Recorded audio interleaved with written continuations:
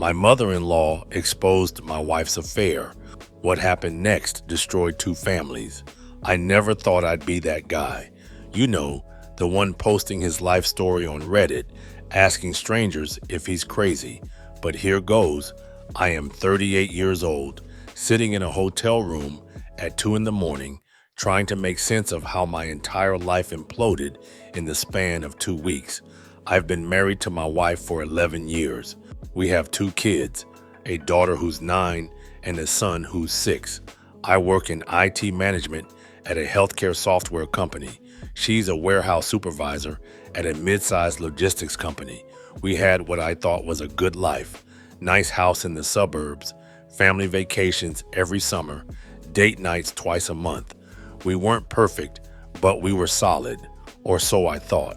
This story isn't about how I discovered my wife was cheating. It's about who told me, and trust me, you won't see this coming. It was October 3rd to be exact. I was in back-to-back meetings all day, the kind where you're pretending to pay attention while secretly checking your email. Around 3:47 p.m., my phone started buzzing on the conference room table. It was my mother-in-law. Now, my mother-in-law and I have always had a decent relationship. Not close, but respectful. She's 64, a retired elementary school teacher, and has been a widow for the past 5 years since my father-in-law passed from a heart attack. She lives about 40 minutes away and sees the kids maybe twice a month. Sweet lady, bakes cookies from scratch, sends birthday cards with $20 bills inside. You know the type. I excused myself from the meeting and stepped into the hallway to take the call. I asked if everything was okay. There was a long pause. Then I heard something I'd never heard before. Her crying, not just tearing up, but full-on sobbing. My first thought was health issues, cancer, stroke, something terrible. I asked if she was hurt, if something had happened. Her voice was shaking when she finally spoke. She said she needed to talk to me in person, today, right now, if possible. My heart started racing and she was making me nervous. I asked if it was the kids, if my wife was okay. She told me the kids were fine, but that she couldn't do this over the phone. She asked if I could meet her somewhere, anywhere. She was begging. I told her I'd meet her at this mom and pop diner near her house in 45 minutes. I made up some excuse to my boss about a family emergency and practically ran to my car. The whole drive, my mind was racing. What could possibly have her this upset? Terminal diagnosis? Financial crisis? Something with my brother-in-law? I got to the diner at 4:43 p.m. She was already there, sitting in the corner booth, farthest from the counter, clutching a wadded-up tissue. Her eyes were red and puffy. She'd been crying for a while, maybe even before she called me. I ordered a coffee. I didn't want just to have something to do with my hands, then sat down across from her. I told her she was scaring me and asked what was going on. She looked at me with this expression I'll never forget. It was guilt, sadness, and anger all mixed together. She reached across the table and grabbed my hand. Her hand was cold and trembling. She apologized over and over, saying she was so sorry. She said she couldn't keep something from me anymore, that it had been eating her alive for 3 weeks. 3 weeks, whatever this was, she'd known for 3 weeks. Then she said it. She said my wife was having an affair. The words hit me like a truck. I laughed unexpectedly, not because it was funny, but because my brain couldn't process what she just said. I told her no, that wasn't possible, and asked who had told her that. She said nobody told her. She said she saw it with her own eyes. She proceeded to tell me everything, and I mean everything. 3 weeks ago, on September 12th to be specific, she had driven to the mall to do some shopping, which was more downtown. She was near my wife's office building around lunchtime and decided to surprise her daughter, maybe grab lunch together. She knew my wife's schedule pretty well from their weekly phone calls and figured she'd be free around noon. As she was walking toward the building entrance at 11:47 a.m., she saw my wife coming out through the revolving doors. But my wife wasn't alone. She was with a man, tall, probably early 40s, wearing a charcoal gray suit and expensive-looking shoes. My mother-in-law's first thought was that it was a work colleague, that maybe they were heading to a business lunch. She almost called out to my wife right then, but something made her stop. Maybe it was the way my wife was laughing, but she didn't call out. Instead, she watched.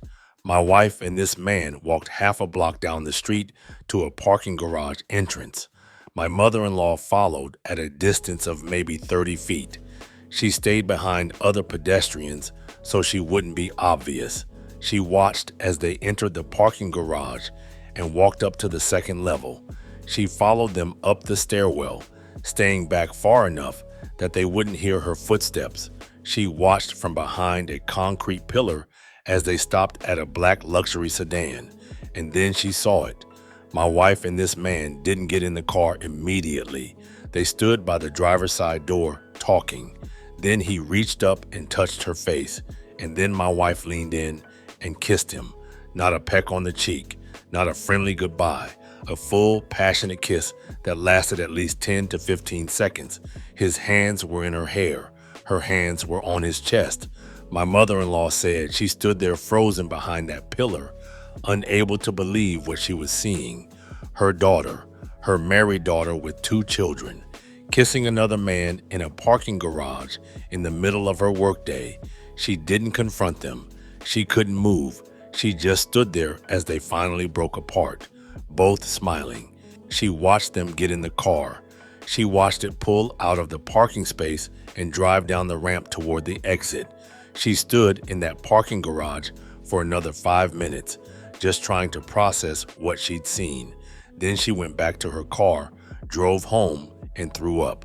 She spent the rest of that day in shock. She told me she didn't sleep that night. She kept thinking maybe she was wrong. Maybe it was a goodbye kiss because he was moving away. Maybe it was a moment of weakness that would never happen again. She tried to convince herself of anything other than what she knew was true. The next day, September 13th, she called my wife and asked her to come over that evening. She said it was important. My wife came over after work around 7 p.m. My mother-in-law made tea. They sat in the living room, and then she asked her daughter directly if she was having an affair. She said my wife looked like she saw a ghost when her mother asked her. My wife denied it at first, said her mother was mistaken, said it was just a colleague, said she must have seen someone who looked like her, but my mother-in-law pushed back. She described exactly what she saw: the black car, the gray suit, the length of the kiss, the way my wife touched him, and then my wife broke. She started crying and admitted everything. She said it was her colleague, someone from work, a manager at her company, different department but same building. They met at a company retreat last year. They started as work friends, became something more over the summer. My mother-in-law told me my wife said it had been going on for about 6 months. My wife swore it was just physical, that she loved me and the kids, that she was confused and didn't know how it happened. She begged her mother not to tell me. She promised she would end it immediately. I asked what my mother-in-law said to that.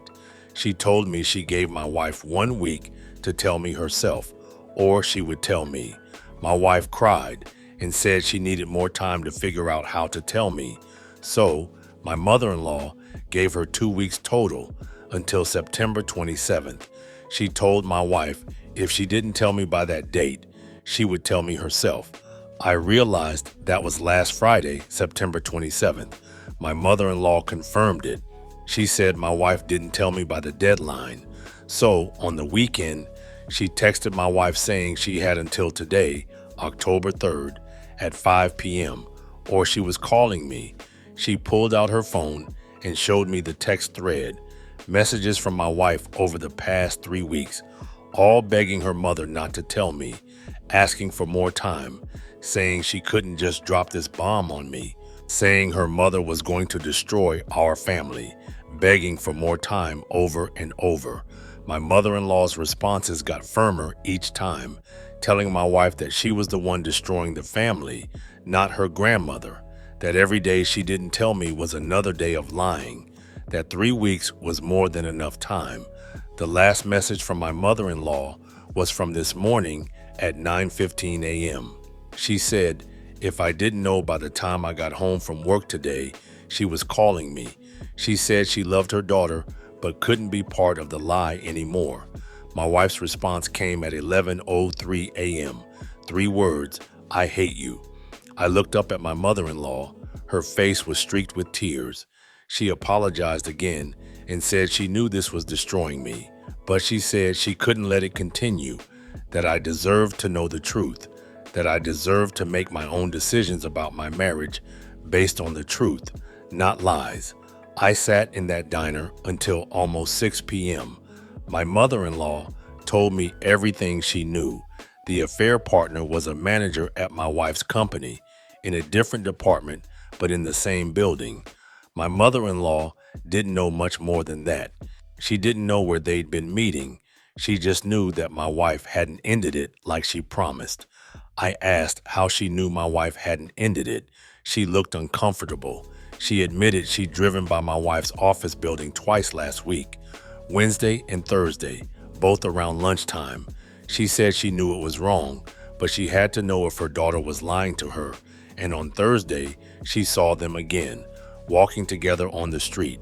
They went into a restaurant together. She didn't follow them inside, but she waited outside. They came out 90 minutes later. The man put his hand on my wife's back as they walked. My mother-in-law said that's not how colleagues walk together. I felt sick. That was last Thursday. 5 days ago, my wife came home that night and kissed me. She told me about her day. She helped our son with his math homework. She watched a show with me, all while carrying this secret. I thanked my mother-in-law. I told her I needed to go. She grabbed my arm as I stood up. She apologized again, saying she knew she should have told me sooner. She said she kept hoping my wife would do the right thing, that she kept hoping she wouldn't have to be the one to break my heart. But she said she couldn't let it go on any longer. I hugged her and told her she did the right thing. Then I drove home in a daze. It was 6:22 p.m. when I pulled into our driveway. My wife's car wasn't there yet. She usually got home between 6:45 and 7. The kids were still at their after-school program. My wife usually picked them up on her way home around 6:30, but I texted her from the car saying I'd get them today. That gave me at least until 7 before she'd be home. I had time. I went straight to our bedroom and opened my wife's laptop on her desk. We always had each other's passwords. We'd set that up years ago for emergencies in case something happened to one of us and the other needed to access accounts. I guess this qualified as an emergency. Her password was still the same, using the years our kids were born. I opened her laptop and went straight to her email, but I knew my wife was smart. She wouldn't use her work email for an affair. Those emails are monitored by IT and HR. I've worked in IT for 15 years. I know how this works. Companies can and do read employee emails. So I checked her personal email account instead, the one she's had since college, and there they were. Not hundreds of emails, but dozens, maybe 60 or 70 over the past 7 months. They started around March. Messages about meeting at the retreat, thanks for coffee, discussions about work projects. Then in April, they got more personal.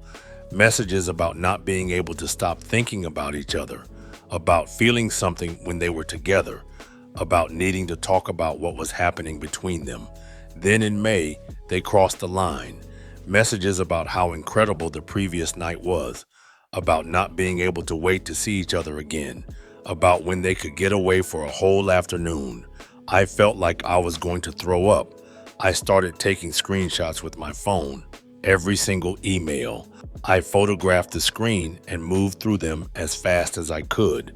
I found calendar invitations in her email, recurring lunch meetings, random afternoon meetings on Wednesdays, all of them sent from the AP's personal email, not his work email. He was being careful too. I found hotel confirmation emails. She'd booked them through her personal credit card, the one she uses for miscellaneous expenses. I checked our bank account on my phone right then. That credit card was set to autopay from her personal checking account, not our joint account. That's why I never saw the charges. Hotels in nearby suburbs on weekday afternoons throughout the summer, all during what she told me were late work meetings. Then I found something that made me damn near lucid. My wife had gone on a girls' weekend last month to wine country with her college friends. She'd shown me pictures of vineyards, told me stories about catching up with her friends. I looked at the email thread from the day before that trip. There was a message from my wife to the AP saying she'd told me she was going with the girls, that I'd never know. There were photos attached to an email she'd sent to him, pictures of them together at wineries, his arm around her, them kissing in a vineyard, them in what was clearly a hotel room. She'd sent me completely different photos that weekend, carefully cropped pictures of just vineyards, a selfie of just her with wine glasses in the background. She'd constructed an entire fake weekend. I took screenshots of everything, every email, every photo, every hotel confirmation. I saved them all to my cloud storage account that my wife doesn't have access to. Then I heard the garage door opening. I checked my phone. It was 6:53 p.m. She was home earlier than usual. I closed her laptop and put it back exactly where it was. I went downstairs and stood in the kitchen. My heart was beating hard and fast. My wife came in through the garage door, juggling her purse, work bag, and dry cleaning. She greeted me cheerfully and asked about my day. She set everything down on the counter and came over to kiss me on the cheek. I stood completely still. She pulled back and looked at me, saying I looked pale and asking if I was okay. I told her I'd had an interesting conversation today. She asked, who with? I said 2 words, her mother. I watched it happen in real time. Right then, her smile faded, and it looked like her face turned into stone. Her hand grabbed the edge of the counter. She knew exactly what that meant. She asked what her mother had said. I told her everything, that her mother told me everything about the affair. She grabbed a kitchen chair and sat down. She started to say she could explain. I interrupted her and told her there was nothing she could say. I asked what exactly she planned to explain, how she'd been having an affair with her colleague for 7 months, how she'd been lying to my face every single day, how she'd made her own mother carry her secret for 3 weeks. She started crying. I told her to stop. I told her I'd read the emails, all of them, that I'd seen the hotel receipts, that I saw the pictures from the wine country trip, the pictures she'd sent him versus the ones she'd sent me. I told her not to dare tell me it wasn't what I thought. Her face went from pale to gray. She asked if I'd gone through her email. I confirmed that yes, I'd gone through her email. I told her I didn't feel bad about it, that she'd lost her right to privacy when she decided to blow up our marriage. She collapsed forward, her head in her hands, sobbing. She apologized over and over. She said it was a mistake, that it meant nothing, that he meant nothing. I told her 7 months wasn't a mistake, that 7 months was a choice, hundreds of choices, thousands of little lies. Every time she told me she was working late, every time she kissed me goodbye before going to meet him, every time she came home and tucked our kids into bed after being with him. She looked up at me, mascara running down her face. She said she loved me and our family, that she didn't know what she was thinking, that she was confused and felt invisible, that I was always working, always busy, that she needed to feel wanted, to feel special, to feel like someone was paying attention to her. There it was, the blame shift. Somehow this was my fault for working too much. I pointed out that instead of talking to me about feeling neglected, Instead of suggesting marriage counseling, instead of doing literally anything to fix our marriage, she decided to have an affair. She said she knew it was wrong. She said she was ending it, that she'd already told her AP it was over. I asked when. She hesitated and said last week. I told her she was lying. I said her mother saw her with him just days ago at a restaurant, that they were there for 90 minutes, that he put his hand on her back when they left. I told her to try again. She asked if her mother had been following her. I told her to answer the question. When did she actually end it? Or had she not ended it at all? She just cried, then silence. I said that's what I thought, that she hadn't ended it, that she was never planning to end it, that she was just going to keep lying and hope she didn't get caught. But she did get caught. Her own mother caught her, and even after her mother gave her 3 weeks to come clean, she still chose to lie. She reached for my hand. I pulled away like she'd burned me. She begged me not to do this. She asked me to think about the kids, about our daughter and son, about our family. She said we couldn't destroy everything we'd built. I told her I didn't destroy anything, that she did. Every time she got in his car, every time she checked into a hotel with him, I told her she destroyed this family, not me. She said we could fix it, that we could go to counseling, that she'd quit her job, that she'd never see him again, that she'd do anything. She kept saying anything. Just please don't give up on us. I told her she should have thought about that before the first kiss, before the first hotel room, before she lied to her mother and begged her to hide the affair. She tried to explain, saying it wasn't that serious. I asked her to explain it to me then, to make me understand how a person who supposedly loves their husband and children can do this for 7 months straight. She couldn't answer. She just sat there crying. I finally told her I needed her to leave. She asked what I meant. I said I needed her to leave the house tonight, to go stay with a friend or get a hotel. I said I didn't care where she went, but she couldn't be here because I couldn't even look at her right now. She said it was her house too. I then told her I would leave, that one of us was leaving tonight, and I didn't care which one. But we were not staying under the same roof. She stared at me. She asked about the kids, said they were expecting us both to pick them up from their program. I looked at my watch. It was 6:54 p.m. I told her I would get them, that she should pack a bag and go, that I would tell the kids she had to go help her mother with something and she would be back tomorrow. She asked when we were going to tell them the truth. I said I didn't know, that I didn't know anything right now, except that I couldn't be around her. She stood up slowly, still crying. She apologized again, saying she never wanted to hurt me, never wanted any of this. I told her, but she did it anyway. That was the part she didn't seem to understand, that she made a choice every single day for 7 months, that this didn't just happen to her, that she did this. She left the kitchen and went upstairs. I heard her moving around in our bedroom, opening drawers, the closet door opening and closing. 15 minutes later, she came back down with a bag. Her eyes were red and puffy. She said she loved me. I didn't say anything to that. She waited like she wanted me to say something. When I didn't, she walked to the garage door. She said she'd call me tomorrow, that we needed to talk about what happens next. Then she was gone. I stood in the kitchen alone, listening to her car back out of the driveway. Then I sat down at the kitchen table and cried for the first time in probably 10 years. That was 2 weeks ago. It's now October 17th. In those 2 weeks, my entire life has been turned upside down. I'm currently staying at a hotel. I could have stayed in our house, but I couldn't be there. My wife ended up going back to the house. Everything reminded me of the life I thought I had. The kids are with me half the time, with my wife the other half. Based on an informal arrangement we have worked out for now. We told them 5 days after that night.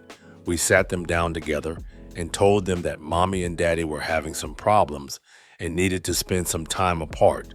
Our daughter, being 9, asked if we were getting divorced. I looked at my wife. She was crying. I said we were not sure yet, that we were trying to figure things out. Our son, being 6, asked if it was his fault. That broke me. I held him and told him that nothing was his fault, that mommy and daddy both loved him very much, and that sometimes grown-ups have problems that have nothing to do with their kids. Our daughter has been quiet ever since. She's not stupid. She knows something big is wrong. Our son keeps asking when daddy is coming home. I've consulted with a divorce attorney. She came highly recommended by a colleague who went through a divorce 3 years ago. She reviewed all my evidence, the screenshots, the emails, the hotel receipts, everything. She explained that our state is a no-fault divorce state, meaning I don't actually need to prove adultery to get divorced. But having this evidence means my wife can't fight me on custody or try to claim I'm being unreasonable. The evidence also matters for asset division.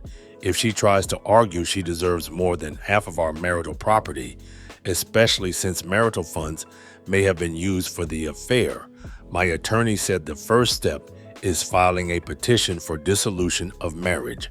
We're doing that on October 23rd. After that, my wife will be served with divorce papers, which typically happens within a few days to a week after filing. Once served, she'll have 30 days to respond to the petition. Then we start the formal process of dividing everything: the house, retirement accounts, savings, college funds for the kids, everything we've built together over 11 years. But here's where the story gets even more complicated.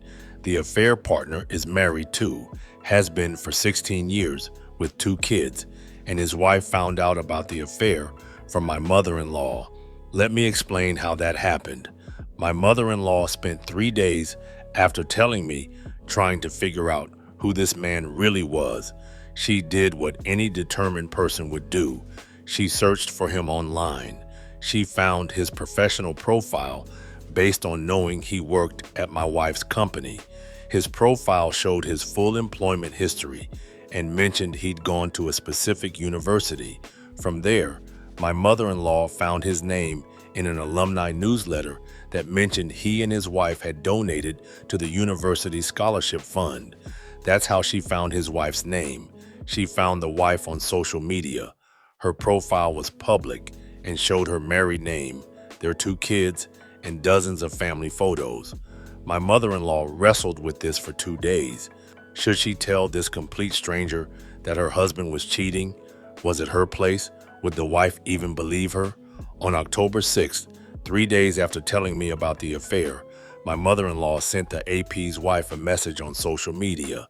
She explained who she was, what she'd seen, and apologized for being the bearer of terrible news. She offered to share details if the wife wanted them. The wife responded within an hour, asking for proof.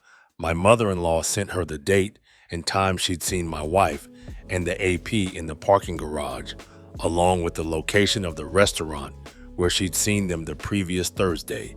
She didn't have photos, but she had specific, verifiable details. The AP's wife apparently confronted him that same night. He denied it at first, said my mother-in-law must be some crazy person making things up, but then his wife said she was going to call my wife directly. The AP broke down and admitted everything. He confessed to the affair, said it had been going on for about 6 months, said it was a mistake, said he loved his wife and wanted to work on their marriage. His wife kicked him out that night. He's been staying with family for the past 11 days. I know all this because the AP's wife reached out to me. On October 10th, I got a message from her on social media. She asked if I was married to my wife, who works at that particular company. I confirmed I was. She told me who she was, said she was the AP's wife. She said she was sorry for what our spouses had done to us. She asked if we could meet to compare notes and figure out the full truth. We met 2 days ago. The AP's wife is 42, works as a nurse. She brought printouts of phone records she'd pulled from their shared phone account. Dozens of calls to my wife's cell number over the past 7 months. Text message logs showing hundreds of texts between them. She couldn't read the actual text without his phone, but she could see they existed. She'd also checked their credit card statements going back to March. The AP had been using their joint credit card to pay for hotels. He'd categorized them as business expenses in their budget spreadsheet. She never questioned it because he sometimes travels for work. Except these hotels were not in cities where their company has clients. They were in suburbs around our city, close enough to drive to on a lunch break. We sat there for 3 hours, piecing together the timeline, comparing dates, realizing that when my wife told me she was working late, she was often with him at a hotel. When the AP told his wife he was at a client dinner, he was with my wife. They constructed this elaborate set of lies that spanned both of our lives. The most devastating part was when the AP's wife told me her husband had been acting different since last spring, more distant, less interested in family activities. They'd even gone to marriage counseling over the summer because she felt like they were drifting apart. The AP sat in those counseling sessions and talked about being stressed at work, about needing to reconnect with his wife, all while actively having an affair with mine. The therapist had suggested date nights. The AP agreed enthusiastically. They went on date nights with his wife on Saturdays, met my wife at hotels on other days. The AP's wife asked me what I was going to do. I told her I'd already consulted a divorce lawyer, that I was filing for divorce, that there was no coming back from this kind of betrayal. She said she was trying to decide. Her kids are older and more aware. She said part of her wanted to try to save her marriage for the kids, but another part of her could never trust him again. She asked me how you ever believe anything they say after this, how you don't wonder every time they're 10 minutes late if they're with someone else. I didn't have an answer because she was right. Trust, once broken like this, doesn't heal. Before we left, she told me something that just pissed me off. The AP had told her that he and my wife had talked about leaving their spouses, that my wife had said she was unhappy in her marriage, that they'd fantasized about being together for real. They never made concrete plans, according to the AP, but they talked about it multiple times. My wife wasn't just having a fling, she was planning a future without me. I went back to my hotel room that night and threw up.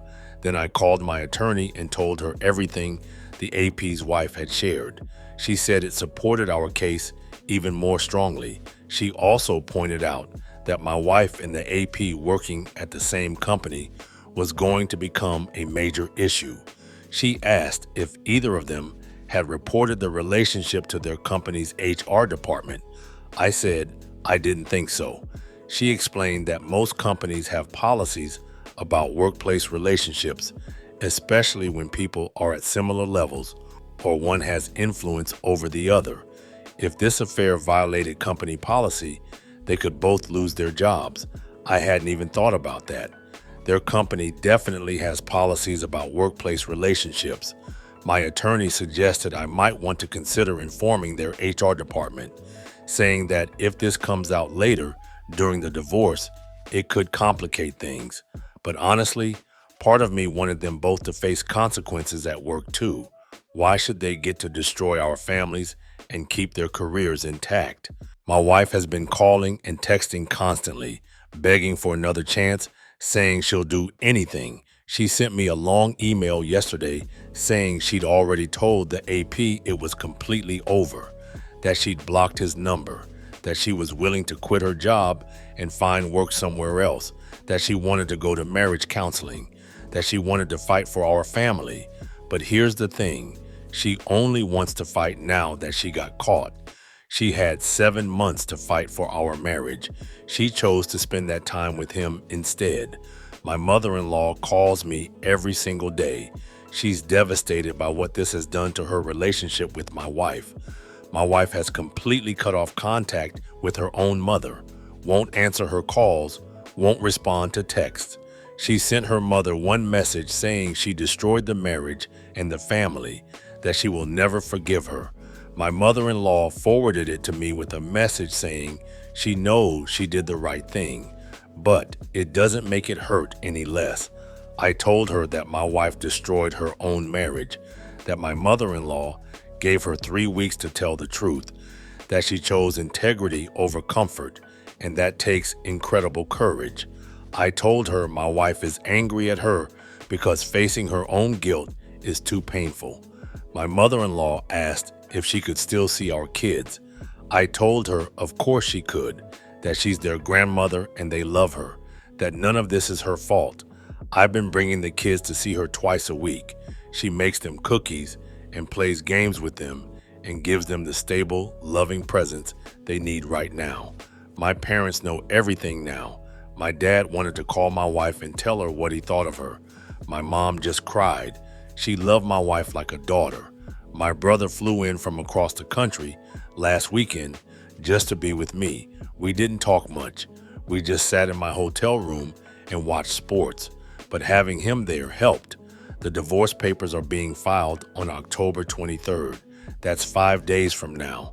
My attorney said the process will take at least 6 months, maybe longer if my wife contests anything, but she doesn't think my wife will fight. She said my wife knows what she did, knows I have evidence, knows this is her fault. Most likely she'll agree to a fair division of assets and shared custody to avoid a trial where all of this becomes public record. A trial. I hadn't even thought about that. Our friends and family learning all the details. My wife's colleagues finding out. Everything becoming a matter of public record. Maybe that's why my wife is so desperate to reconcile. Not because she loves me, but because she wants to avoid the consequences. Some people have asked me if I'd ever consider reconciliation. My dad asked, my brother asked, even my therapist asked in our session yesterday. The answer is no. Not because I don't still love my wife in some way. You don't just stop loving someone after 11 years, even when they betray you. But I can't get past the lying. Not just the affair itself, though that's devastating enough, but the daily lying for 7 months, looking me in the eye and telling me she loved me while planning hotel stays with another man, kissing our kids goodnight after being with him, making love to me while thinking about him, coming home from being with him and acting like nothing was wrong. That level of deception requires a kind of coldness I didn't know she possessed, and the fact that she only wanted to end it after her mother caught her tells me everything I need to know. She would have kept going indefinitely if she hadn't been caught. That's not a person who made a mistake. That's a person who made a choice every single day. So here I am, 38 years old, about to be divorced, figuring out custody arrangements and asset division and how to rebuild my entire life. My kids are going to grow up in 2 households instead of 1. They're going to spend half their time with me and half with their mother. They're going to have to adjust to a reality where their parents don't love each other anymore. The AP's wife is still deciding what to do about her marriage. She texted me yesterday and said her husband has been begging for another chance, going to therapy, saying all the right things. She said she's not sure if she can forgive him, but she's considering trying for the sake of their kids. I told her I supported whatever decision she made, but I also told her that kids don't benefit from parents who stay together out of obligation while resenting each other. Sometimes divorce is healthier than a broken marriage. She said she knew I was right and that she'd let me know what she decided. In the meantime, my wife and the AP both still work at the same company. Neither has reported their relationship to HR. Neither has quit. As far as I know, they're avoiding each other at work, but they're still under the same roof every day. My attorney asked me again yesterday if I wanted to report the affair to their HR department. I told her I'd decided not to, not because I don't think they deserve consequences, but because I don't want to be the person who cost them their jobs. I don't want to be responsible for their financial situations, especially since it could affect child support and alimony calculations. Let them deal with their own mess. I have enough to worry about. So that's where I am right now, 2 weeks after my mother in law exposed my wife's affair, 2 families destroyed, 4 kids whose lives will never be the same, 2 marriages ending or on life support. I keep thinking about what could have been different if my mother in law had never driven to go shopping that day in September, if she'd never followed my wife to that parking garage, if she decided to keep the secret. Would I still be living in ignorant bliss? Would I be happy? Or would I just be a fool who didn't know his wife was betraying him? I think I'd rather know the truth, as painful as it is, because at least now I can make informed decisions about my life. At least now I'm not being manipulated and lied to every single day. At least now I have a chance to build a new life based on honesty. My mother in law gave me that chance. And yes, right now it hurts, but someday, maybe months or years from now, I'll be grateful. Grateful that I didn't waste more years on a lie. Grateful that I didn't grow old with someone who could deceive me so completely. Or maybe I'll just focus on being the best father I can be to my daughter and son. Maybe that's enough. So, Reddit, am I wrong for filing for divorce? For not giving my wife a second chance? For being grateful that my mother-in-law exposed the affair, even though it destroyed 2 families? I don't think I am. To anyone reading this who knows someone is being cheated on, tell them, yes, it's uncomfortable. Yes, it might blow up relationships. Yes, you might lose friendships over it, but they deserve to know the truth. They deserve the chance to make informed decisions about their life. They deserve respect that their partner isn't giving them. My mother-in-law gave me that. She sacrificed her relationship with her daughter to do the right thing. That takes incredible courage, and I'll always be grateful to her for it. Even though right now, sitting in this hotel room at 2 a.m., writing this all out for internet strangers, it hurts. The truth always comes out eventually. Always. The only question is, how much damage gets done before it does? Thanks for listening to my story. And if you're going through something similar, I'm sorry. It's going to hurt for a while, but you'll get through it. We both will.